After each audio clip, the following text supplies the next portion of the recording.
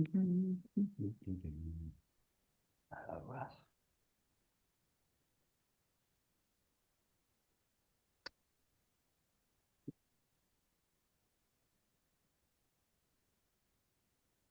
we'll just give it a few more minutes for people to join here and then we'll get rolling.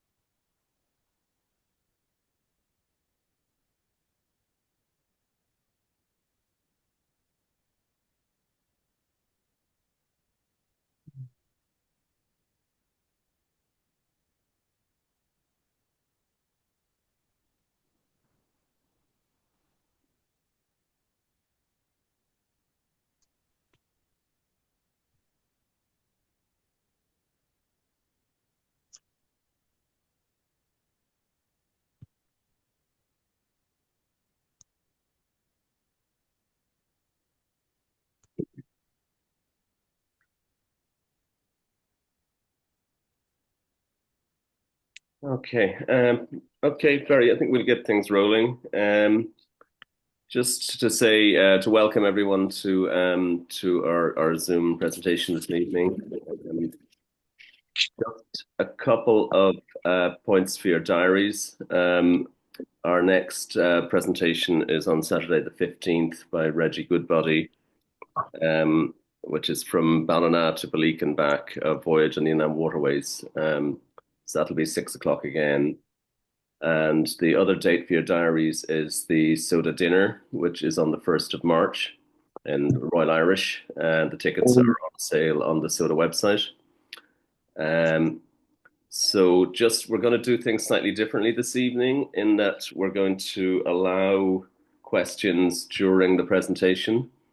So I would ask that everyone keeps themselves muted unless they want to ask a question and just unmute temporarily for that. So without further ado, I'm going to hand over to Barry Hayes, who's presenting for us tonight, which is the lead in sailmaking, what it is, why it is so important, with focus on the Shannon One Design setup. So I'll hand over to you, Barry. All right. Thank you so much, William, and thank you so much for organizing this, yourself and Sophie, to get all this ready and up and running. Anyway, so I'll continue. The lead, I hope you can all hear me and everything's working fine. I just want to explain what the lead is because when Shannon One Designs, when I've been out watching you guys race and seeing everything, I've noticed that the lead is something that maybe explain to racers in the class and how it does and what effect it has. I know when I did talks in Lochreed that I did explain what the lead kind of does and stuff like that, but I just wanted to give it out to other people who haven't been at the things in Ree, for example, the guys in Derg and anyone who's missed any of the stuff. So without further ado, I'll basically get into it. So this is a sail plan that I made up for the class. The class, some of the members of the class have the sail plan, which I did. So it explains basically how the sail is set on the boat and how the boat looks and everything like that. And the class has that. I'm not sure if they've shared it on the website yet, but I'm sure they will in time. So if you look at my mouse, it's showing that the red dot right here, this is basically the center of effort on the sail and what the pressure point is and where it is on the sail and what effect it is having on the boat. and what happens, when that changes and when things change. So if we go to what the impacts are on the lead is basically the sail, the rudder, the keel, the heel, and the rocker all combined together into one thing. And what it does when the boat is sailing, for example, when you start to feel weather helm, there is actually other effects that are happening there to make weather helm come into effect. For example, heel, well, the position that the centerboard is in, where you're sitting in the boat, what effect it has on the rocker, all of those things come into effect. So I'm going to show you a video of how that affects comes into play on the actual race course. But once you put all of these factors together, the sail, the rudder, the keel, the heel, rocker, there is other factors that come into it, like rake. So if you add rake, it changes all of the factors that in these five that you have. If you reduce rake, it also changes some of the factors in these five. And maybe that because you don't have a jib up to balance the boat when it's going upwind or downwind, the effect on a Shannon is much greater. So that's the message I want to get across. So I'm going to show you how it happens. So for example, here's two photos of how much rake, and you can see one boat has got a lot of rake, 70 or 176, and 73 has just a tiny amount of rake in it. And those two factors will increase and decrease the helm. Clearly, it'll be with less rake, you'd be better off downwind, and with more rake, you'd be better off upwind. So those factors also come into play.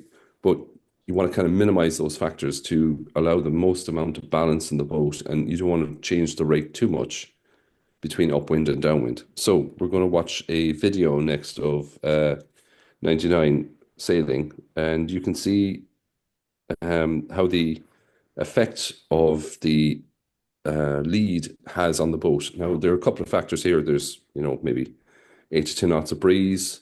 There's the crew weight. There's the crew position where they're sitting in the boat and how the boat is going to sail. So we're just going to watch the video and I'll talk through it and you can see what happens. So you can see the boat is bouncing around a lot there. I'm just going to pause that there so you see it. You can see how much the boat is moving up and down in the water. And I know on the day when I was out there, I said it to Erica to move their weight in the boat slightly to stop the boat bouncing so much. And as soon as they did it, they moved their weight into a position and the whole boat just stopped bouncing. And this bouncing effect, or the rocker, has a big effect on the lead and how the boat balances. So let's play on the video. You can see here now, when we come in behind them, how much outhaul and off they have. So they have a lot of power in the boat. You can see there how much the outhaul is off and how much power they have compared to the crew weight. I'll just run the rest of it. So you can see the boat is starting to bounce. So you can see there's a huge amount of weather helm came on. So that was a factor of many things. One of the big factors, because you don't have a jib to balance the boat upwind, once a Shannon One Design or a single sail dinghy heels over, it changes the lead, the balance between the sail, the rudder, and the keel and the boat trim upwind. So if we just go back through that video a little bit, you can see as soon as the heel is on, the boat winds up to windward really quickly. And even though Erica is trying really hard to stop it from winding up, it still winds up and she has to counter correct it then with more rudder to counter correct it. This is no fault of Erica's, it's just that the amount of power on the boat, there's too much power there for her to control the boat properly, and the rocker was slightly off. And as soon as the heel kicks in, the lead is moved in the boat. The position, that red dot that I said, has moved slightly aft, so the boat winds up to windward and gets too much weather helm on. So then she counters.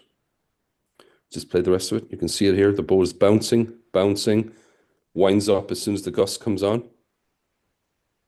So she could do a lot here. A, move the crew weight. B, take less rake out of the mast.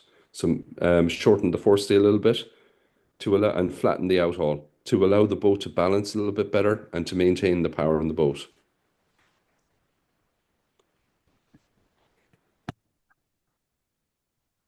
Have you any questions on any of that? No. Okay, so we're going to go to have a look at 155 and 110. So you can Sorry, see the Barry. two.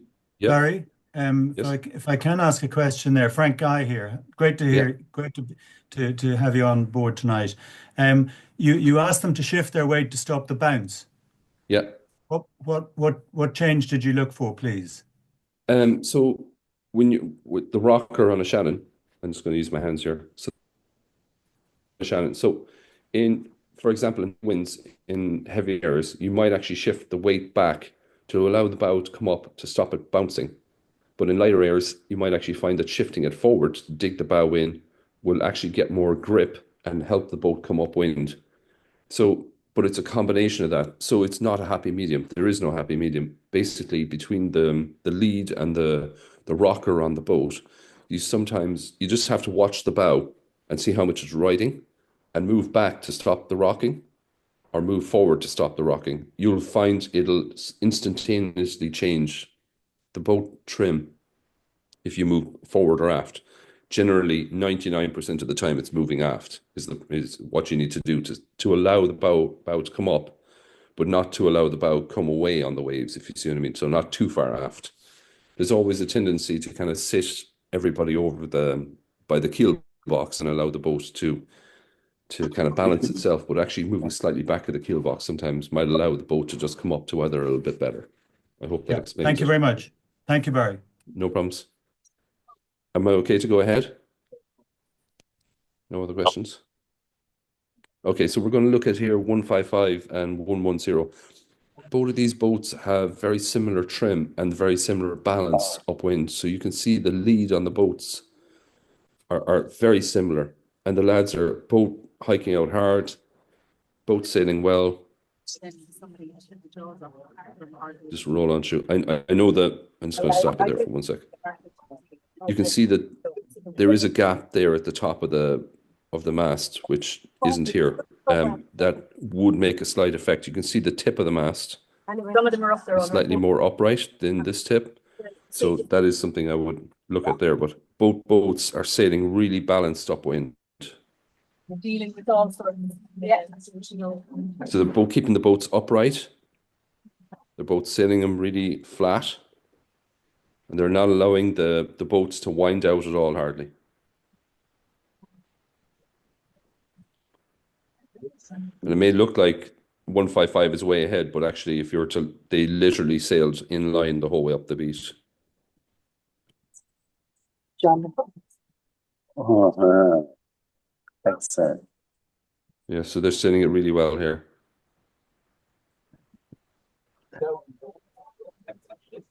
You can just see there, you can just see the rocker starting to take effect, but the lads, if I go back there, just see on the, see him bouncing? And just stop straight away. That's what you want to do. You want it to stop straight away.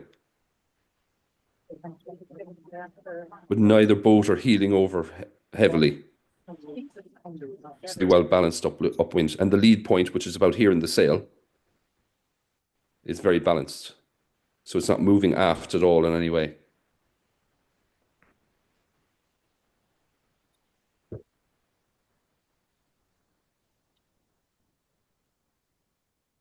And the sheet hand is really working pretty hard.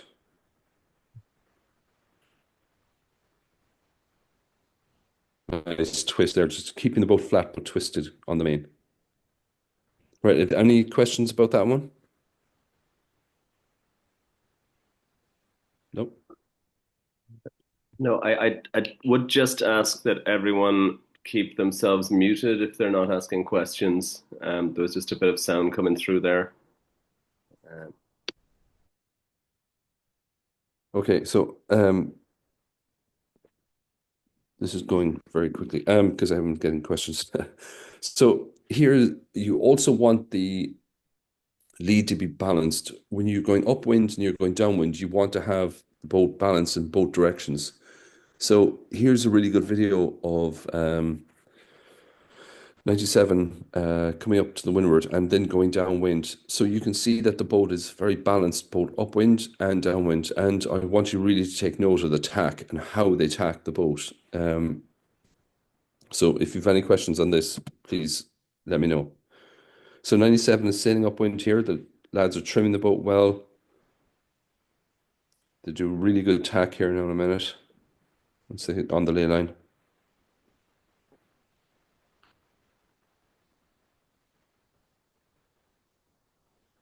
Boat's well balanced, barely trimming, about to tack. And just watch the tack now. Watch how they go through the tack. Tiller over, crew weight down, tiller in the middle, pumping the boat down. And you can see the splash from the rudder. When they really pump the boat down, it flattened the boat straight away. But the rudder straight to allow the boat to move forward. And 73 just nips in ahead of them here, just quickly. Yeah. I know you can see how balanced both boats are downwind. They move their crew weight forward, open the leaches,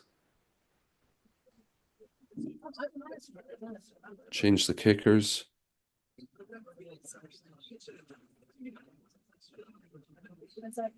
Now you can see how 73 is rocking the boat to windward and sailing lower than 97.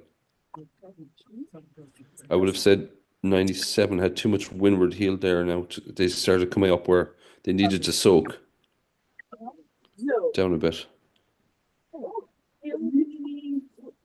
73 in full control here, but both boats are very balanced, very even on the water. And then you said there was a third one, and Both that's rudders and sterns are out of the that water. welcome pack should be on the other boat. So just bear with me for a second. If you want to join me, we can just make sure that the other coach is okay as well, and then let me know if everybody is there, at least from your side of things, and then I will take care of that. Yeah. Now, so we're going to move down now as far as the jibe. So 73 is going to control this as soon as they get down to the jibe. You can see both sheets are out pretty well.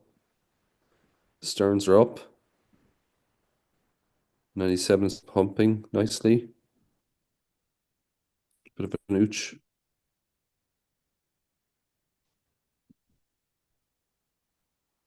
So now this video takes a little long. 73 is soaking away there now. Nice leech.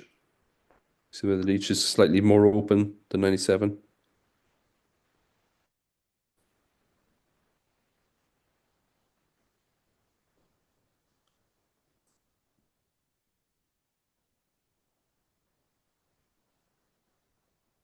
Okay, so you have to have a balance between upwind and downwind to allow the boat to also perform downwind. You can see here, after that whole leg, the two boats are very well and even. Right, rolling into the jibe here, they both do really good jibes. Crew weight is forward.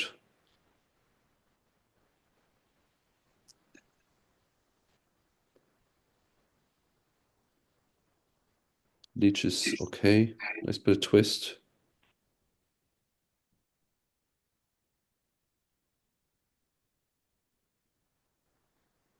Okay, we're rolling up to the mark here.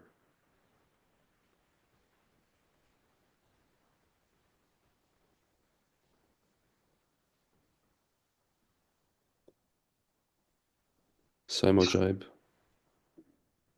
Yeah, sheet was in slightly more on 73, so they got the push forward and increase the distance.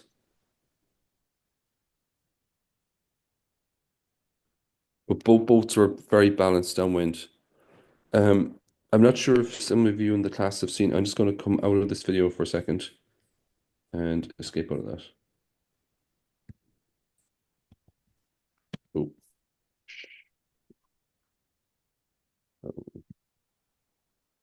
Where's it gone? Okay, I've lost that screen.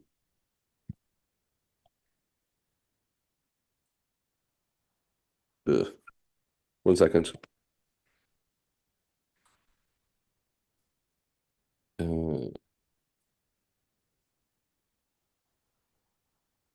I'm trying to get back up here. 2 seconds. Wait, exit it. Oh, yeah. 2 seconds. So one thing I wanted to show you was the sail plan that we did for the class. So in this, it doesn't show on the sail plan that I sent to the class, but you can see the red dot over the keel and how it balances in the lead. And that's very critical when you're going upwind or downwind, that you keep the boat balanced, because the more, for example, when the boat heels, the more this moves aft, the more weather helm, the more the boat will come to weather. And the more this moves forward, going downwind, especially, the more the boat will start to soak to leeward. So that change between fore and aft of the lead, it only moves a small amount, I might add. It doesn't move like from here to here. It only moves a small amount. So that is critical, how that works between the front, fore and aft of the boat going upwind and downwind. Does anyone have any questions on that?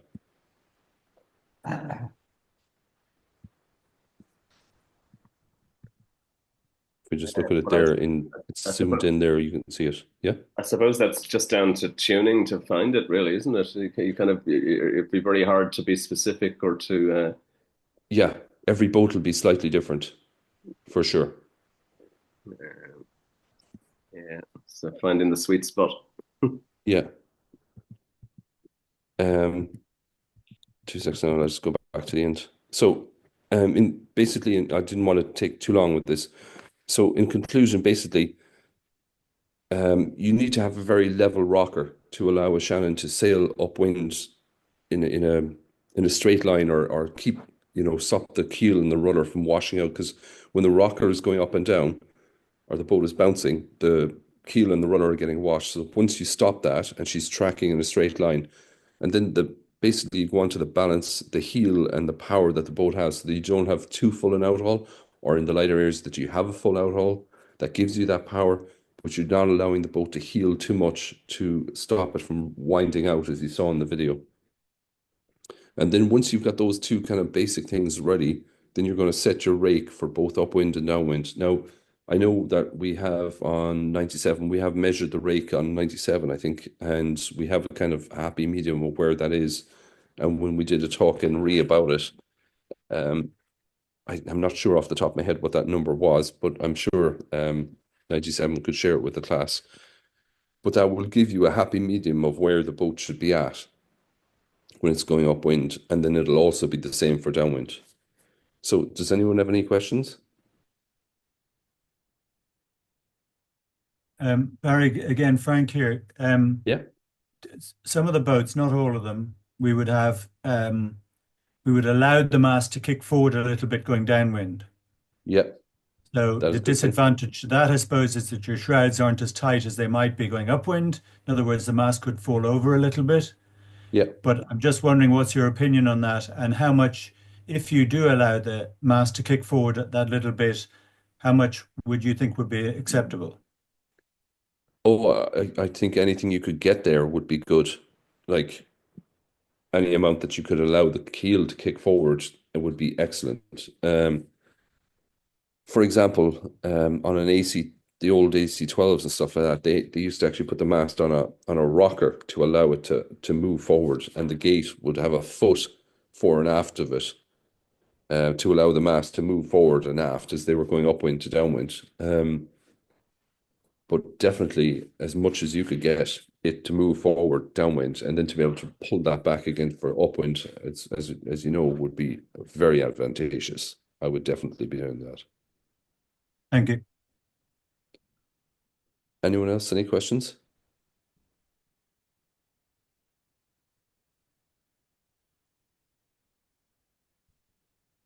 No. So just to finally explain to you that the lead is very important. It's maybe something that's not explained to One Design single sail sailors, like lasers and toppers. It's also the same for them.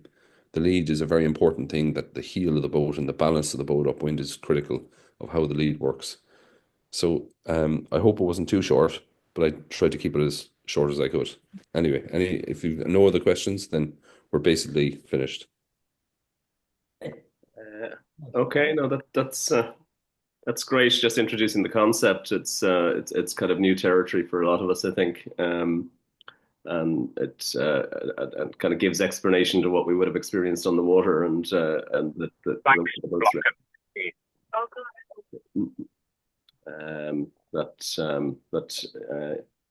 yeah. So we'll give it a minute. I'm sure people might have more questions there.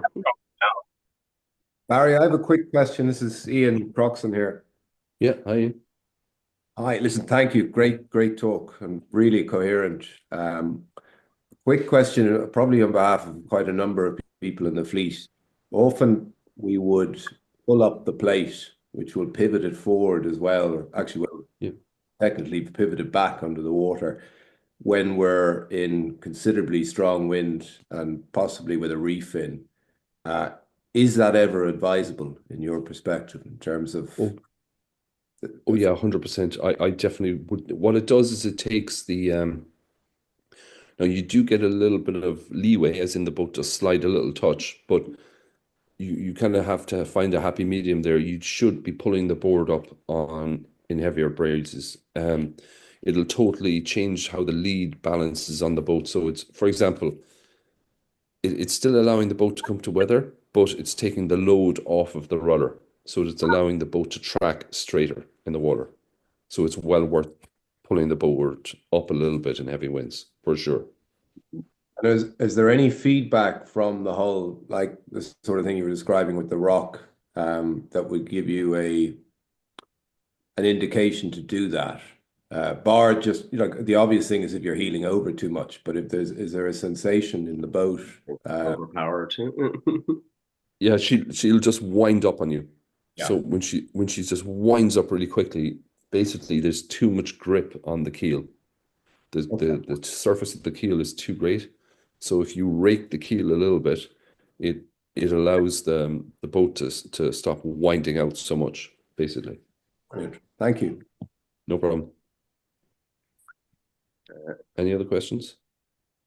Yeah, I did notice very different use of the outhaul on the downwind legs with 73 and 97, Yeah. which didn't seem to be making much difference in terms of speed. Yeah. Where Andrew had a sail much looser to David's. I just, do you have a view on that? I would tend to be looser rather than tighter off the wind like that, but Okay, so I've worked on projects from I sometimes ghost design even for major projects. This question comes up all the time. Where should the outhaul be at downwind? So it's been tested in every way, shape, and form. It makes absolutely very little difference, is the honest answer, in my professional experience. So the further you have it out, or the more tighter you have the outhaul, the greater the surface area that the wind is hitting. And the more the outhaul is off or east, the more the airflow will travel around the foot of the sail. Both theories have been tried and tested 1,000 times, and it makes very little difference, to be honest with you. Interesting. I'm telling you now, from like small dinghies, from like J70 when we're campaigning J70s up to America's Cup boats, I have had outhauls on and off, in and out, up and down, and I can tell you there was hardly any difference between any of them. Basically. Okay, that's interesting to hear. It's one of those things that you always kind of, am I doing it right? Yeah, for sure.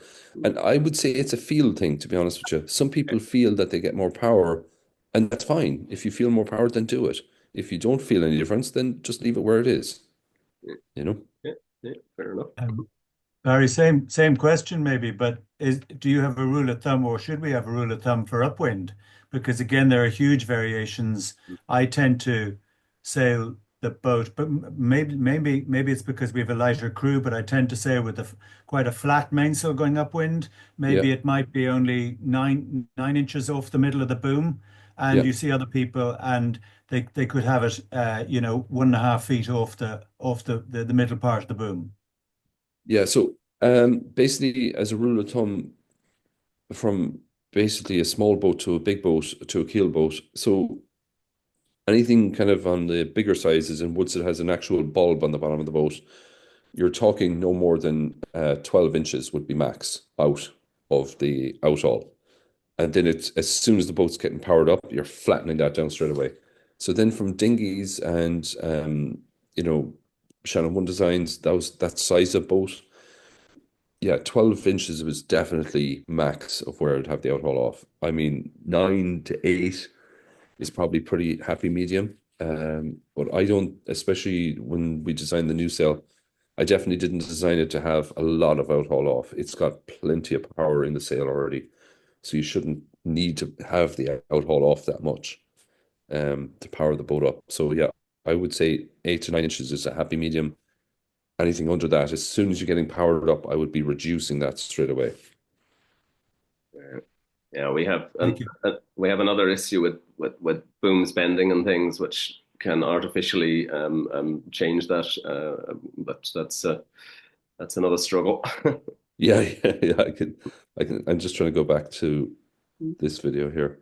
Yeah, you can see here in this is I don't there. think people have 1.5 feet off, do they?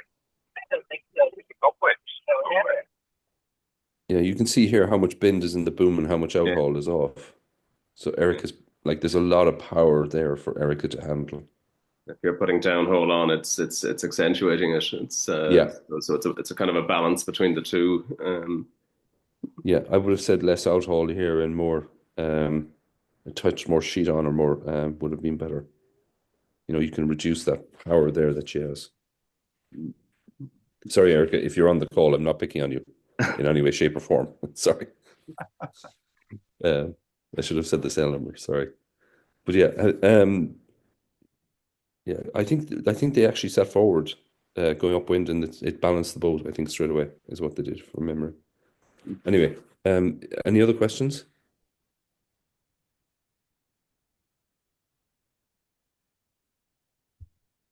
Barry, it's not a question, but if I might just say, we really look forward to seeing you at the end of May in Lough Derg, and if any of the resellers can come down and join us, we'd be delighted to see you with us.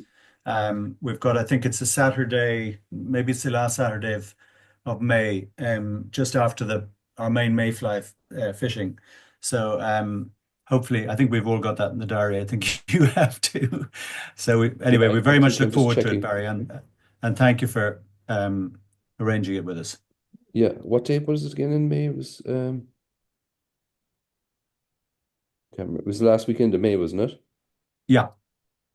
24th and 25th. We can send out a notification through Soda for that. No, I have it here. I have it in the diary already. Yeah. Yeah, well, I mean, just like to thank Barry for his presentation there and his expertise and input. It's I'm sure we'll all be putting it to good use and helping us trying to fine tune our Shannons. It's So William, will you share this with the rest of the guys? And I think there's loads of videos and stuff that I've given to the class before that they can share. That's all. Yeah, it's all going to go up on the website, and we'll get notice out on those things when it's all up and running. So just to remind people about the Reggie Goodbody is doing presenting on Saturday the 15th of February. And again, another just reminder about the dinner on the 1st of March in Royal Irish. Yeah, so thank you again, Barry, and we'll see you over the season, I'm sure. Yeah. Yeah. Okay. Thank you so much, guys. Yeah. Cheers. Then. Have a good day. Bye. That was really good. Thank you. Bye. Thank you.